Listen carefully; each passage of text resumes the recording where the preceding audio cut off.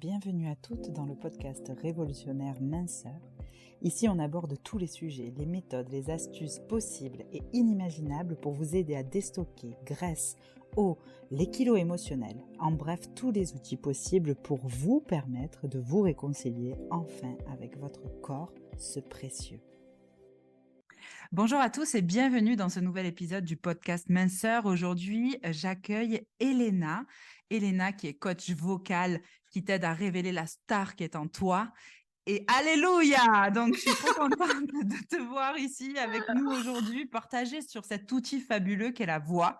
La voix grâce à laquelle on peut aussi reprendre confiance en soi. Elena, tu nous racontes ton parcours? Exactement. Coucou Marine, bonjour à tous. Très très heureuse d'être sur ton podcast. Merci pour ton invitation. Avec joie. Et oui, la voix pour reprendre confiance en soi, tout un programme. Alors c'est vrai qu'on fait pas forcément le lien au début, mais je vous assure qu'il y a vraiment des pépites à aller chercher dedans, donc j'ai hâte d'échanger avec toi sur le sujet. Alors tu voulais que je me présente, c'est ça, que je parle de mon parcours? Oui, parce que je trouve qu'il est tellement atypique aussi. Oui, Ouais, c'est vrai. Alors je vous raconte, d'accord, je vous raconte.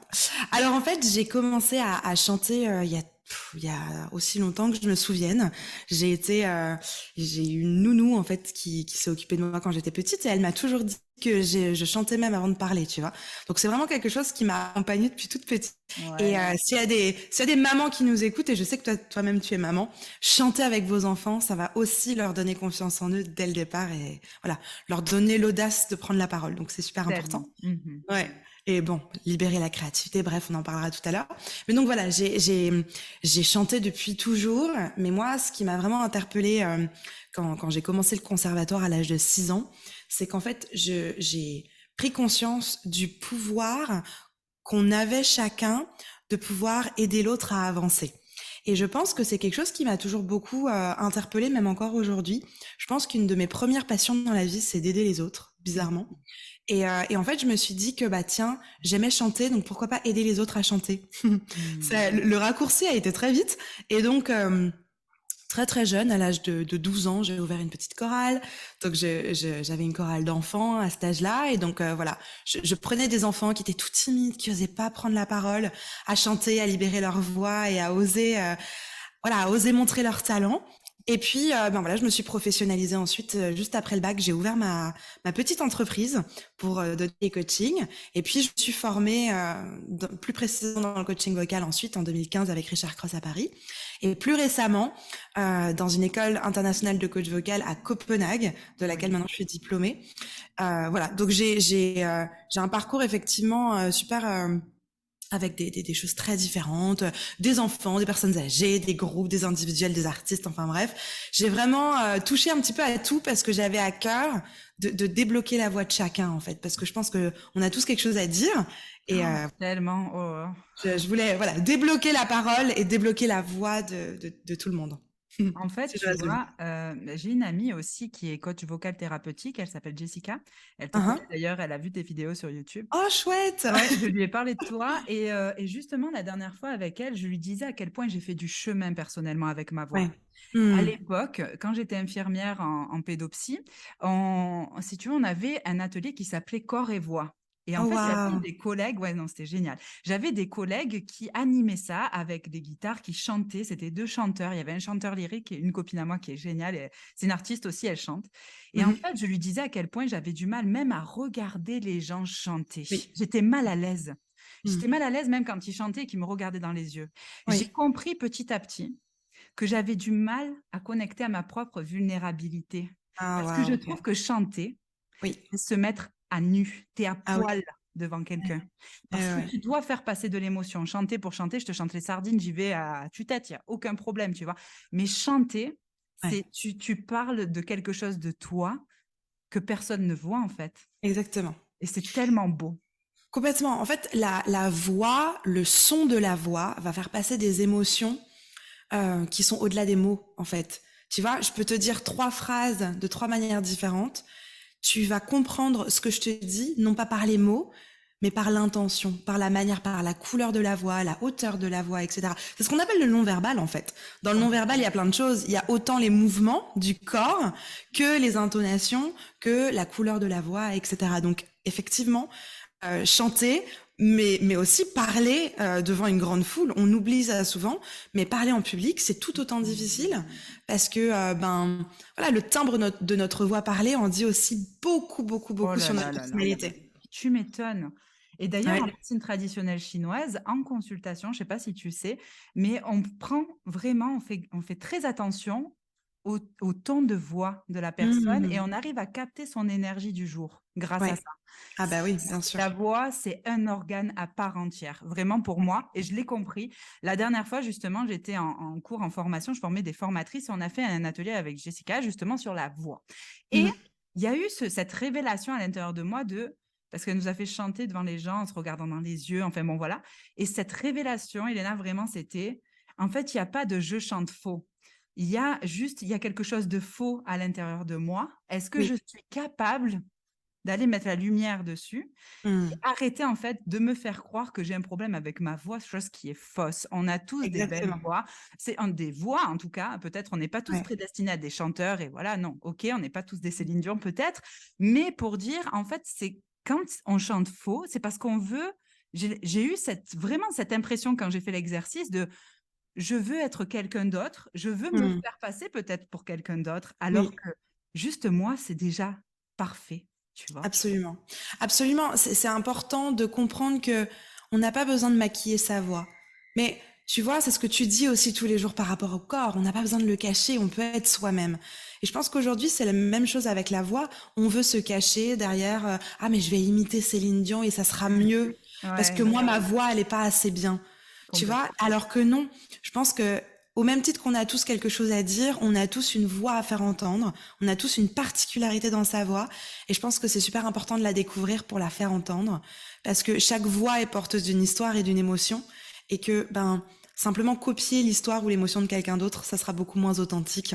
Et je pense qu'il faut oser être soi et oser faire entendre sa voix, carrément. Complètement. Et ça, en fait, en étant authentique, c'est ouf tout ce qui nous arrive dans la vie grâce à ça. Vraiment. Juste quand ça s'appelle juste être aligné, nous, dans notre jargon, enfin, tu l'as déjà entendu de toute façon dans le Ouais, jargon ouais. du bien-être, être aligné. Et c'est là que tout de la vie te vient avec facilité. Donc, Exactement. ok, alors, j'avais quand même, parce que là, je commence à trop parler. Donc, je vais te poser les questions initiales. Bien sûr. Donc, la voix, cet organe d'expression de soi. Alors, au niveau de la symbolique du chakra, est-ce que vous en parlez dans vos cours, justement, au niveau du chakra de la gorge? Est-ce que tu peux nous en dire deux mots, toi, ou pas? Alors, j'en ai entendu parler, très honnêtement. Moi, dans les formations que j'ai faites, on n'a pas forcément basé la pédagogie dessus.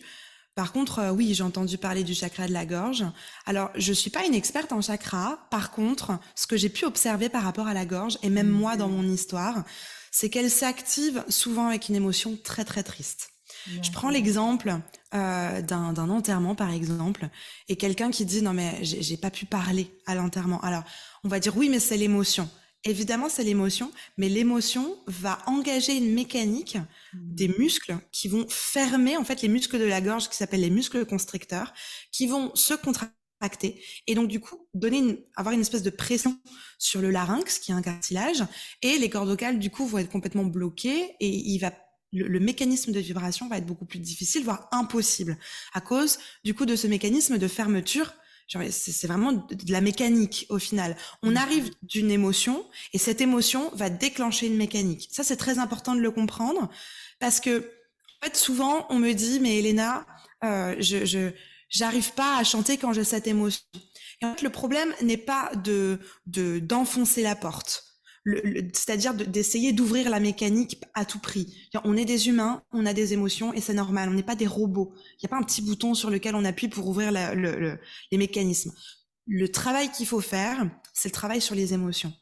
Vraiment de travailler à accueillir, et je pense que tu le sais très bien, d'accueillir ces émotions, de pas les rejeter ou de pas être complètement submergé par ces émotions, de vraiment travailler sur ça pour ensuite avoir un impact sur la voix. Donc, Ouais, le chakra de la gorge, je sais pas si toi, tu as Moi, plus en d'éclairage pour fait, les personnes qui nous non, écoutent. voilà, ben moi, très clairement et très, très rapidement, c'est un des chakras qu'on vient de travailler dans tout, en fait, mes protocoles énergétiques, parce qu'on les active tous, parce que pour moi, les uns fonctionnent avec les autres. Mais c'est vrai que c'est le chakra quand même de l'expression de soi, de savoir Oui. dire oui quand on veut dire oui, Mm. savoir dire non quand on veut dire non, etc. Ouais, C'est prendre sa place, voilà, sa voix, exprimer tout ça, qui on est exactement. vraiment. Mm. Mais au-delà de ça aussi, juste je rajouterais d'un point de vue anatomique, Mm. la thyroïde se trouve aussi Oui. dans cette zone. Et la thyroïde est à la base de la construction du corps humain, même in utero. Tout démarre de la thyroïde. Donc c'est Mm. quand même cette zone, elle est quand même juste ouf, Ouais. rien qu'en pensant à ça. Tu vois, Mm. tout le circuit en fait neuronal se crée Ouais. grâce à cette glande. Cette glande en plus qui représente un papillon, Mm. ouvrir ses ailes, ouvrir sa voix. Et comme tu disais finalement tout à l'heure, euh, tout passe par l'émotion. L'émotion est le miroir où en fait non, elle est euh, tellement en fait ce qui se passe à l'intérieur, mais alors ça va se comprendre, ça va s'entendre, Ouais. par la voix, tout Mm. simplement. C'est ouf comme on est transparent avec notre voix. Il faut vraiment Exactement. être dans un méga contrôle quand Exactement. justement on est dans l'émotion pour pas que ça se sente au niveau de la voix, clairement. Mais c'est Donc, quasiment impossible. En fait, on dit souvent que la voix est le miroir de l'âme. Et en fait, on a vu, enfin, je sais pas si tu regardes des séries, mais je suppose que oui. Dans toutes les séries et dans tous les films qu'on peut voir, une personne triste dans un film, elle va quand même aller à la soirée avec ses copines ou à la soirée un peu guindée, etc. Elle va mettre une belle robe, elle va se maquiller pour essayer de masquer le fait qu'elle soit triste. La chose qui trompe pas, c'est la voix. C'est-à-dire que quand tu es triste ou quand tu regardes un film avec une personne dans dans ce cas-là, la personne va pas parler. Et du coup, je sais pas si toi t'as déjà été personnellement dans cette situation, mais tu te dis mais pourquoi elle parle pas celle-ci? Alors tu vas lui demander bah ça va, et la personne à ce moment-là ne va pas parler, elle va te faire un signe de tête en disant parce qu'elle sait pertinemment bien que si elle commence à parler, c'est la voix qui va parler pour elle. et voilà. Et moi, je sais qu'il y a des moments où quand je suis très triste, euh, c'est pas le fait d'être avec les gens qui va me faire pleurer, c'est le fait de commencer à parler. Ça va Ouais, déclencher tout de suite chez moi une espèce d'émotion où j'ai plus de contrôle. tout à fait. Donc, ouais, la voix, c'est quelque chose, quelque part, j'ai envie de dire, on dit souvent que la voix nous trahit, mais justement, la voix nous trahit pas, parce que elle est ce qu'on est à l'intérieur. C'est Le nous qui reflet trahissons de la l'âme, voix. mais Exact. tellement, mais C'est ça. tellement. C'est nous qui essayons de cacher des choses, et forcément, bah, la voix, elle va dire la vérité. Mais Donc, ouais, mm, tellement. Et en fait, le reflet de cette âme-là, elle ouvre finalement la voie des eaux, la voie de l'émotion, parce que ça peut effectivement partir, comme tu dis, en pleurs. L'émotion, en ouais. fait, elle a juste besoin de circuler. Et Mm. la voix est l'annonciatrice. Ouh, il y a quelque chose qui va pas là. Allez, on peut faire circuler ça, s'il te plaît. Non, mais c'est Donc, ça. Et ouais. puis, quand tu appelles quelqu'un au téléphone, tu sais, Oh tu là appelles là. ta meilleure amie, par exemple, au téléphone, tu sais tout de suite l'humeur. C'est-à-dire que si elle te répond en mode, ouais, tu sais qu'elle est fatiguée ou qu'il y a un truc, elle est en basse énergie, quoi. Si elle t'appelle en disant, enfin, si elle te répond, pardon, en disant, oui, qu'est-ce qu'il y a? Tu dis, bon, là, elle est énervée, ok? Si elle t'appelle en disant, oui, qu'est-ce qu'il y a, machin truc, et que la voix va vachement haut, tu dis, oh là là, il y a une bonne nouvelle, il y a une bonne nouvelle, il y a une bonne nouvelle. Tout de suite, tu sais au téléphone, par les premières intonations de la voix, ou alors il y a un truc un peu neutre, un peu bizarre, et tu te dis, bon, peut-être qu'elle essaye de cacher un truc, mais tu vas savoir dans les premières intonations de la voix comment se présente la personne et dans quel mood elle est, en fait. Mais et tu sais aussi, je pense à toutes les professionnels qui bossent pour nous avec Belly ou Drain Révolution et qui en fait se montrent sur les réseaux sociaux et Oui. expriment à quel point c'est difficile pour elles de s'entendre parler, Ah de bah bien sûr. s'écouter. Hein? Ça, tu dois y être confronté Ouais, ouais, régulièrement, je ouais, suppose. Hein. Donc ouais, ouais, ouais. à chaque fois, ça a été un exercice pour elles de dire ouh là là, faire une vidéo, ouh là là, faire un audio. Ouais. Donc ouais, ça Mais aussi, en fait, ça note quoi pour toi? c'est le rapport de l'image. C'est-à-dire, on a le son évidemment avec la voix, mais c'est un problème de ce qu'on renvoie. C'est-à-dire qu'on a l'habitude d'être avec soi-même, mais on s'entend depuis l'intérieur de son corps et on se voit depuis l'intérieur de son corps. Et c'est la même chose quand certaines personnes se prennent en photo et se disent, oh là là, autant dans le miroir, bon, ça va à peu près, mais en photo, c'est une catastrophe. Et c'est la même chose parce que c'est une espèce de représentation. Et comme nous, on n'est pas habitué à avoir cette représentation, on a un espèce de truc de dire, bon, ok, ça c'est mon image de l'extérieur, alors que finalement, moi, je vis avec moi de l'intérieur. Et c'est la même chose avec la voix. On a l'habitude de s'entendre de l'intérieur. Et forcément, le son de l'extérieur n'est pas le même. Et c'est normal, puisqu'on ne s'entend pas de la même manière. J'ai une de mes mentors qui disait toujours, c'est comme si tu as toujours joué de la trompette depuis l'intérieur de l'instrument, donc en étant dans la trompette, et que tout d'un coup, tu entends la trompette en étant à l'extérieur. C'est des fois pas du tout la même chose. Et elle me racontait même une expérience qu'elle a eue, où elle osait pas chanter une note aiguë d'une certaine manière parce qu'elle trouvait ça criard, etc. Et qu'en fait, son manager lui avait dit non, mais on veut absolument cette note. Et elle disait, mais c'est horrible, je peux pas chanter comme ça. Et donc, il l'a enregistrée et il lui a fait écouter juste après la note. Elle a dit, mais c'est qui chante? Elle a dit, c'est toi. Ah bon? Mais ça donne comme ça, mais c'est génial! Et en fait, elle s'est rendue compte que, pour elle, ce moment-là, c'était horrible quand elle le chantait de l'intérieur parce qu'elle trouvait ça hideux, mais que de l'extérieur, les gens devenaient complètement cinglés, ils se levaient, standing ovation, etc. Donc parfois, c'est encore une fois une idée de perception. Et notre perception, soit de nous-mêmes, soit de l'instant, est pas forcément la bonne. Mais le plus important, en tout cas quand on est artiste, c'est un don de soi, chanter. C'est un don. Donc, on n'est pas là pour que ça nous plaise à nous, même si c'est mieux quand même que ça nous plaise, évidemment. Mais on est aussi là pour faire un cadeau aux autres. Et le plus important, c'est que ça leur plaise à eux. Et donc, voilà, de créer parfois des sons qui vont être un peu dérangeants pour nous, mais qui vont faire plaisir et qui vont faire du bien, surtout aux autres. C'est clair, le son qui crée de l'émotion. Ouais. Les vibrations, de toute façon, là, on y vient, même dans les médecines alternatives, tout ce qui est, tu sais, bol de cristal, bol chantant, etc. Tous les sons qui guérissent, là, ils s'en rendent compte de plus en plus. Et je suis persuadée, j'ai une conviction à l'intérieur que notre propre voix est un organe de guérison interne aussi. Tu vois, c'était une des questions d'ailleurs. La voix et ses vibrations, elles génèrent comme un massage interne. Oui, c'est Elles ça. font bouger l'énergie du corps. Est-ce que toi, justement, on t'apprend ça à venir chanter dans ton ventre ou peut-être voilà, au niveau du bassin, enfin, je sais pas, mais... En fait, ce qu'on sait peut-être, alors on parle de vibration, mais en fait, on ne sait pas vraiment ce que c'est la vibration, parce que c'est quelque chose d'assez flou. En fait, dans le chant, on a deux symptômes, on en a deux choses qui se passent. On va avoir la résonance et la vibration. La résonance et la vibration sont deux choses qui se ressemblent, mais qui finalement ne sont pas les mêmes choses. Une résonance, c'est faire vibrer ou faire résonner un espace qui est plutôt creux, comme une cathédrale, une salle de bain. Le son résonne dans une salle de bain, par exemple, ou dans une cathédrale. Alors qu'une vibration, c'est faire vibrer ou résonner un espace plein. Par exemple, je prends, je sais pas moi, une tasse, je vais chanter en face de la tasse va vibrer. C'est comment dire, c'est contenant. de la porcelaine, c'est la matière qui va vibrer.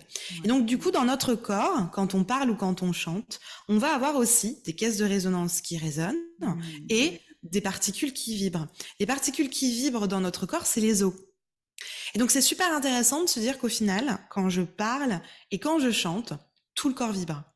Alors, on n'a peut-être pas cette sensation-là parce que c'est très fin.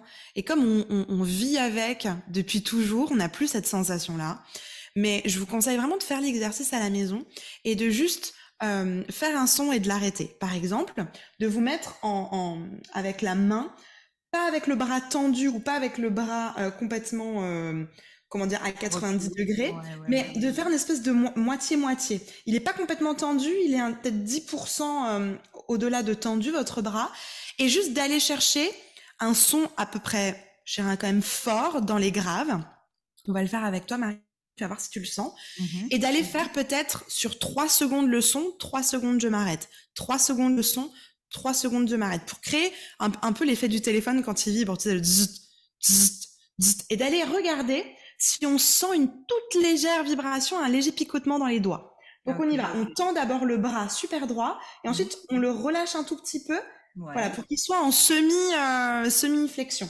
Et on y va sur un son très fort, je te donne l'exemple, comme ça tu pourras le faire avec moi après, sur un espèce de et je lâche, et je lâche. Essaye de le faire et de sentir si tu as des picotements dans le bout des doigts.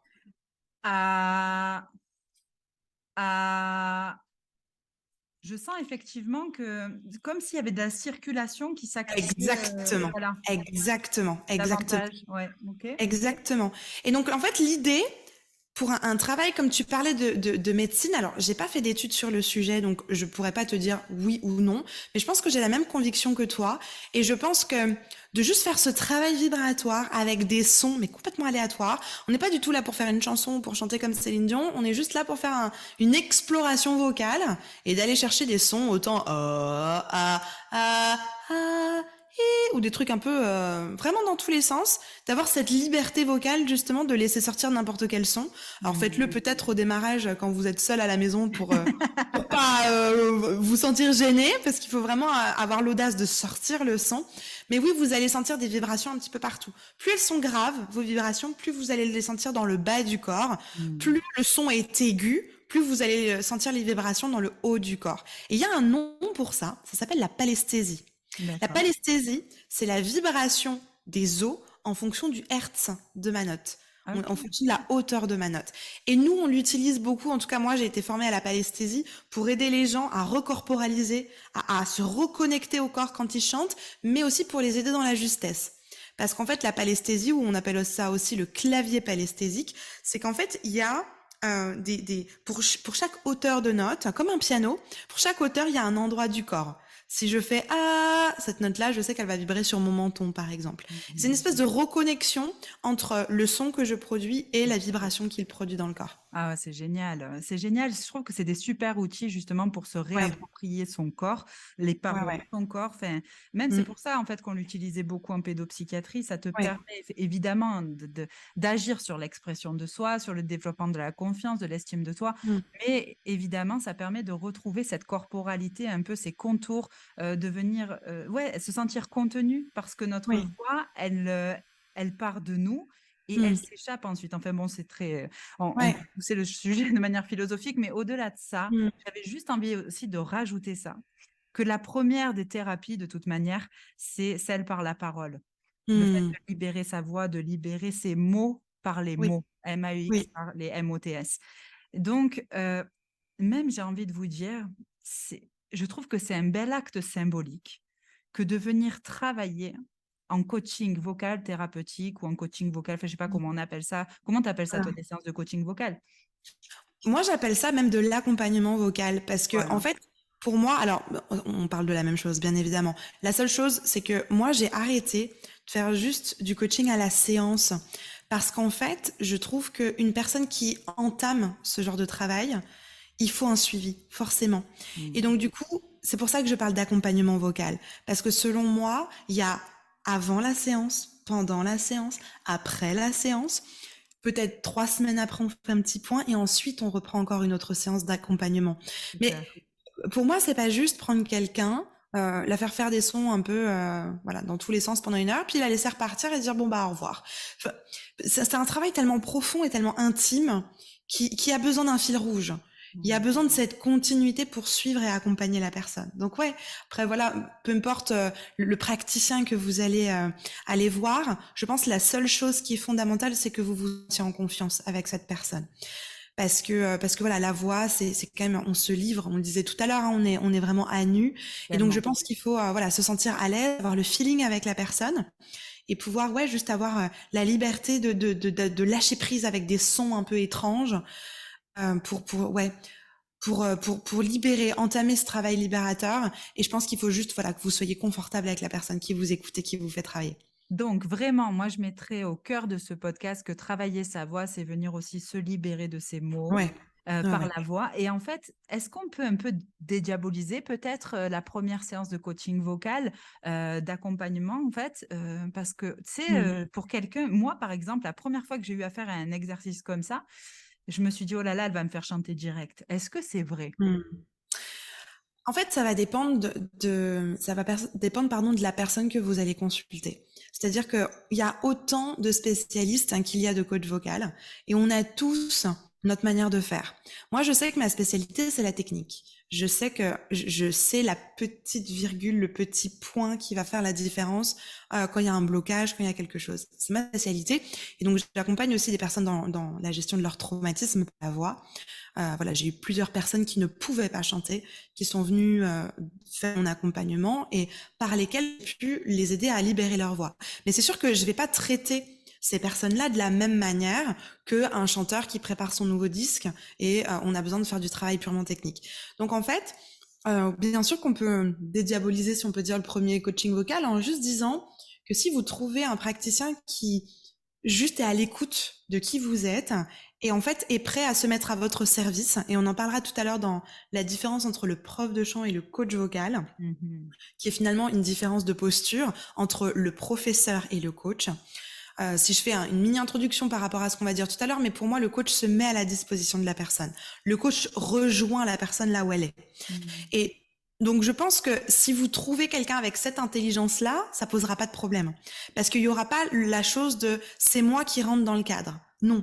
Le cadre, il est modulable, il est flexible et c'est au coach de l'adapter pour vous, pour faire en sorte que vous vous sentiez bien et que vous puissiez libérer les choses qui sont coincées. Donc, Mhm. donc voilà, je pense qu'effectivement, je suis pas sûre que tout le monde, tous les coachs soient sensibles à ça. Donc il faut juste trouver des personnes qui y soient sensibles. Mais effectivement, moi je sais que dans mes premières séances, on fait juste déjà un petit diagnostic de où en est l'instrument. Parce qu'on en parlait tout à l'heure, mais pour moi, c'est important d'accorder l'instrument avant de vouloir chanter. C'est la même chose avec un piano. On va Voilà. pas commencer à apprendre un morceau sur un piano désaccordé. D'abord, on fait venir une personne qui va accorder le piano, il va tendre les cordes ou les relâcher, etc. Et ensuite, on fait jouer le piano. Ben là, c'est la même chose avec une personne. Avant de la faire chanter, on va d'abord l'accorder. Et Ouais. du coup, on rentre dans un vrai travail de dev perso, mais un travail de dev perso ou de thérapie qui finalement est en lien avec la voix, et on essaie de comprendre ce qui a fait que la voix est un petit peu endommagée ou coincée aujourd'hui. Donc, pour répondre vraiment en une phrase à ta question, c'est possible, mais il faut juste vérifier que la personne ou le coach que vous allez consulter soit sensible à ce genre de choses. C'est tout. Mais carrément, ça peut être très doux, très, très décomplexé. Il faut juste vous tourner vers la bonne personne, en fait. Ok. Est-ce que tu as des exemples concrets par rapport à des clients que tu as eus, Mhm. que ce soit en groupe ou en individuel, par rapport Ouais, à la reprise de la confiance en soi et ouais. la remontada de l'estime de soi? Est-ce que tu as eu quelques Ah bah, exemples à nous raconter? oh là là, j'en ai tellement. Alors, J'adore. j'en ai énormément. Mais je vais te parler d'un profil en particulier parce que je sais que tu travailles sur le corps et donc forcément ça va te parler. J'ai eu en décembre l'année dernière, de décembre je l'ai accompagnée pendant 6 mois, donc jusqu'à mai à peu près. J'ai eu une personne en coaching qui est venue me voir parce que elle n'arrivait pas à faire sortir sa voix. Sa voix ne sortait pas. Et elle me dit, écoute, alors oui, j'aime chanter, mais bon, je me lance dans une carrière de coach, de naturopathie, etc. Et je vais avoir besoin de faire des coachings, de faire des conférences, etc. Et je sens qu'il y a quelque chose de coincé. Et en fait, en creusant un petit peu, justement dans cette première séance, pour faire un petit peu le bilan de où elle venait, on s'est rendu compte que c'est une personne qui était en rémission de leucémie. Et qui en Mhm. fait était, alors elle marchait, tout allait bien, mais elle était en fait encore conditionnée dans comment dire, son ancien état. Pour elle, elle avait beau être debout, elle était encore assise sur une chaise roulante. Et Ouais. donc du coup, forcément, la voix, c'est une machinerie. Il faut un moteur, comme un bateau ou comme une voiture, il faut le moteur. Et forcément, si le moteur est pas connecté, la voiture avance pas. Et c'est ce qui se passait. Il manquait le corps. Il manquait le corps, et donc du coup, c'était quelqu'un qui osait même pas prendre la parole en public parce que elle savait d'avance que la voix n'allait pas porter, que la voix allait retomber, et Ouais. donc il fallait réactiver le moteur. Et juste avant de réactiver le moteur, on a aussi été creusé encore un petit peu plus loin, mis à part son ancienne maladie qu'elle avait vaincue, hein. On s'était rendu compte qu'en fait, elle avait pas le droit de faire du bruit chez elle quand elle était enfant. Et que son papa lui disait toujours, ne fais pas de bruit, ne fais pas de bruit. Et donc, du coup, ça a été super fort parce que pendant son accompagnement, j'ai été lui, lui, lui faire demander à son père si maintenant, je sais pas, elle a 50, quasiment 60 ans, si maintenant elle avait le droit de faire du bruit. Et parce que c'est hyper symbolique. Aujourd'hui, elle veut faire Complètement. des conférences, et pour faire des conférences, pour être coach, il faut faire du bruit. Ça fait partie de notre métier. Et son papa a une réponse super étrange et lui a dit, tant que tu déranges pas, tu peux. Et en fait, et c'était génial parce qu'elle lui a répondu, mais non, en fait. ça y est, je suis plus une petite fille et je vais déranger. Et je trouve ça génial parce qu'en fait, juste cet exercice-là lui a juste permis de reprendre le pouvoir sur sa voix. C'est comme si c'était finalement son père qui avait eu le pouvoir sur sa voix jusqu'à présent et que là, elle venait reprendre la responsabilité et le pouvoir. Ah, c'est ouf ce que tu viens de dire, parce que ça m'évoque, excuse-moi, ça m'évoque la voix VOIX et la voix VOIE. En fait, ta voix te Exactement. permet de retrouver ta voix. C'est Exactement. ouf, mais c'est trop ça. Et Exactement. je vois l'énergie d'ici, de ce qui s'est passé pour elle. C'est Ah, génial. c'était fou. C'était fou parce que du coup, en fait, elle s'appelle Marie-Sophie et si vous le tapez sur YouTube, vous verrez son témoignage parce qu'elle est venue en parler en live et c'était ultra puissant parce que bref, c'était très très fort. Et en fait, elle m'a même dit que donc avec les exercices de voix qu'on a fait, elle m'a même dit que justement elle avait réussi à se soigner dans son corps. Et elle m'a dit, tu sais, Elena, j'avais encore des douleurs, j'ai plus mal. Et en fait, j'ai trouvé ça, mais enfin, je vais reprendre ces mots. Elle m'a dit, c'est un miracle. Et en fait, je pense que ça a été un des coachings les plus forts de ma carrière. Parce qu'à chaque coaching, à chaque fois que je la revoyais, parce que c'était un accompagnement de plusieurs mois, elle me disait, mais Elena, c'est un miracle. Les exercices qu'on fait ensemble, ça me guérit de l'intérieur. Et je pense que quand elle disait ça, c'était autant son corps qui avait été meurtri par la maladie que son âme qui avait été meurtrie par ses parents et son éducation. Et qu'en fait, là, par le travail qu'on faisait, elle s'autorisait à nouveau à vivre quelque part, à vivre, à faire bouger son corps, à faire travailler son corps, à faire sortir sa voix. Et à la fin de l'accompagnement, elle avait une voix, mais qui faisait juste trembler les murs. C'était impressionnant. C'était impressionnant. Et en fait, là, on est au-delà de la confiance en soi. C'est-à-dire que, bien sûr, elle a pris confiance en elle, mais ça a été un changement de vie. En fait, il y a eu un avant et un après pour elle dans sa vie, et ça a été assez spectaculaire parce que elle a juste réinvesti sa voix. Et donc, ça m'a particulièrement marqué ce coaching. Mais tu vois, et ça vient encore plus étayer et confirmer ce que je pense déjà de cet organe qui est, je pense, un système de guérison intérieure. Ouais, Guérison, dans guérir, il y a le mot gai et il y a le mot rire. Et à chaque fois qu'on revient sur sa voix, on revient dans le plaisir, on revient dans la joie, on revient dans la gaieté, dans le rire. Et évidemment qu'on guérit. On guérit de tous nos maux, que ce soit, enfin, après, il y a des maladies qui, voilà, on va pas parler, on va pas rentrer dans le détail, mais au moins guérir au niveau de la confiance en soi, guérir au niveau de son estime et de l'amour qu'on peut se porter. Et ouais. ça, je suis sûre, et ça, tu me l'enlèveras Mm, jamais, que la voix accompagne beaucoup les gens à venir mm. reconnecter à toutes ces notions-là. Merci pour cet Avec exemple, plaisir. c'était vraiment super beau et merci à ton élève aussi d'avoir témoigné du coup, parce que c'est Ouais. important en fait qu'on entende vos retours de tous ces changements qui se produisent dans vos vies. Ça invite vraiment les autres à changer aussi la leur, en tout cas si elle ne leur, Mais bien si elle sûr. leur convient pas. Donc Et bravo puis, à tous. je pense vraiment, en tout cas, moi, c'est ce que je dis pour les témoignages. Enfin, moi, je suis pas là pour faire de la pub. Enfin, je veux dire, on sait toutes les deux, on a comment dire, une entreprise qui fonctionne, on a des clients satisfaits. Mais moi, ce que je dis plutôt dans les témoignages, c'est que, en fait, ces personnes-là, c'est des inspirations pour les autres. C'est un petit peu comme les grandes sœurs ou les grands frères qui passent le relais et C'est qui ça. disent, non, mais regardez ce qui est possible de faire. Et je pense que, au-delà d'être chouette de faire un témoignage, pour moi, c'est important et c'est fondamental pour les autres. C'est juste penser aux autres et se dire, il y a des personnes qui, pour X ou Y raison, doutent ou ont peur. Et c'est vraiment une responsabilité de se dire, ben, la guérison de quelqu'un peut juste être derrière une phrase ou un mot que je vais dire. Et je trouve ça fort parce Complètement.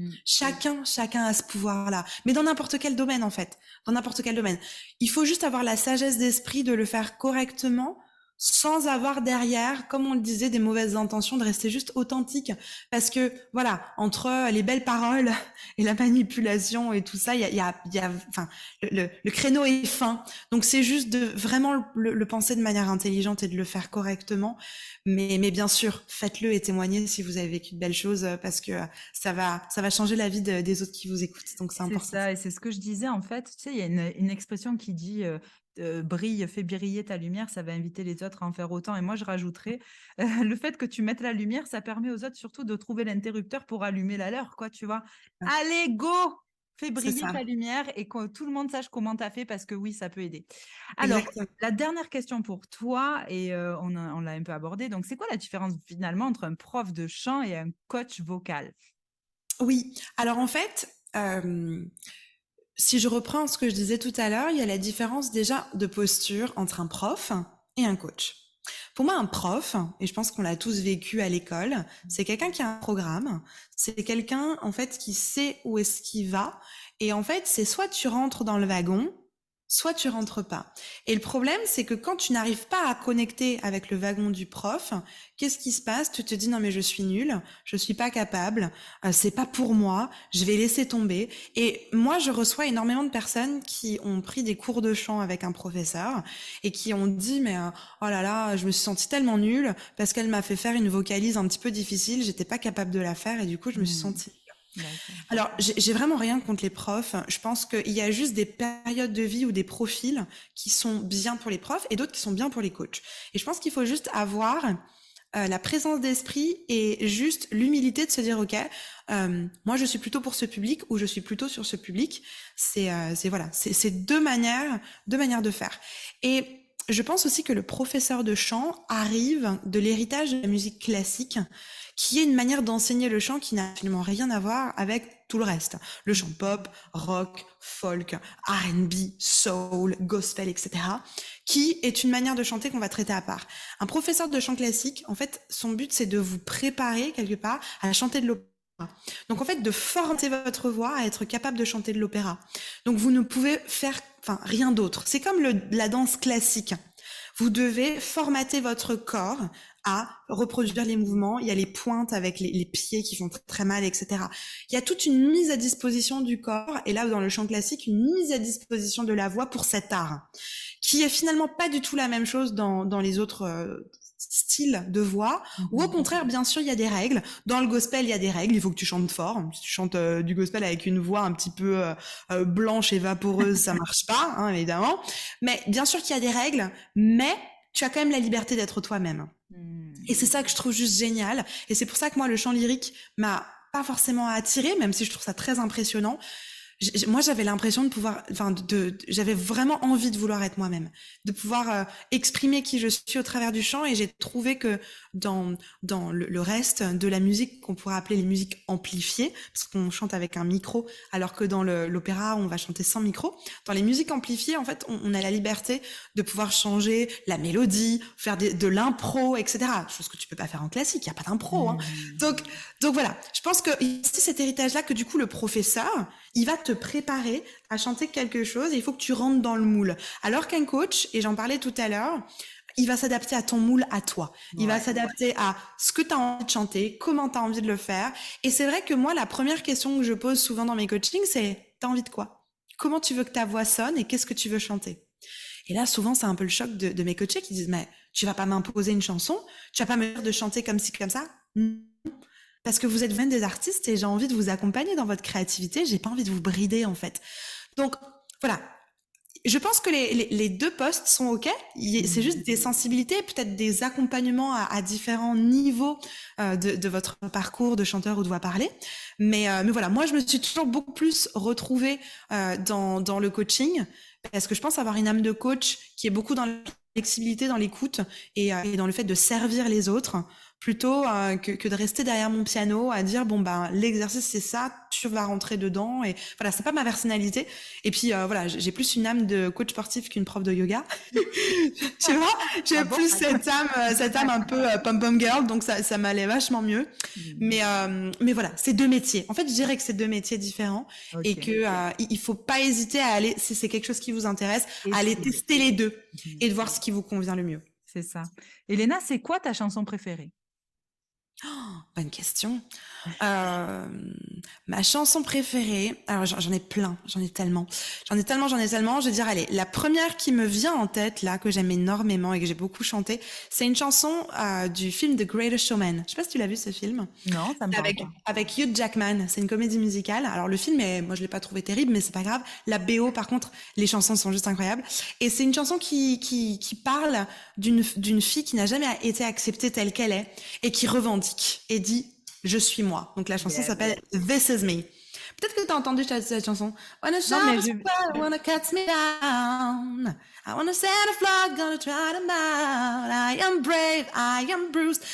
J'aime bien cette chanson parce que c'est le truc du lundi matin, tu sais, où tu as besoin de reprendre justement confiance en toi et tu vas chanter cette chanson fort dans la douche parce que ça te donne de l'énergie et de la confiance, quoi. Donc, bon, ouais, bah, tu m'as devancé, j'allais te dire, vas-y, tu nous chantes un petit bout. Bon, bah, c'est parfait, merci ma belle. Voilà, nickel, c'est impeccable, on est vraiment sur la même longueur d'onde. Merci beaucoup pour, avec plaisir, pour cette interview que tu nous as accordée ici, pour les petits tips aussi pour reprendre confiance en soi par la voix. Ouais. Et finalement, c'est pas si terrible que ça. C'est Non. vraiment partir à la rencontre de qui on est, le miroir, Exactement. le reflet de notre âme. C'est beaucoup, beaucoup par là. Donc, merci beaucoup. Avec plaisir, Marine. Mon cœur d'avoir été là. Et puis, si vous voulez retrouver Elena, je vous mets tout le descriptif sous le podcast. Vous aurez tous les liens pour la retrouver sur ses réseaux sociaux, Instagram et beaucoup sur YouTube aussi, parce que je sais que tu es beaucoup suivie sur YouTube et que tu fais beaucoup de vidéos aussi pour aider tout le monde. Donc, voilà, génial. On peut te retrouver sur ces différents canaux. Merci encore, Elena. Et merci à toi, Marine. À très bientôt. Ciao.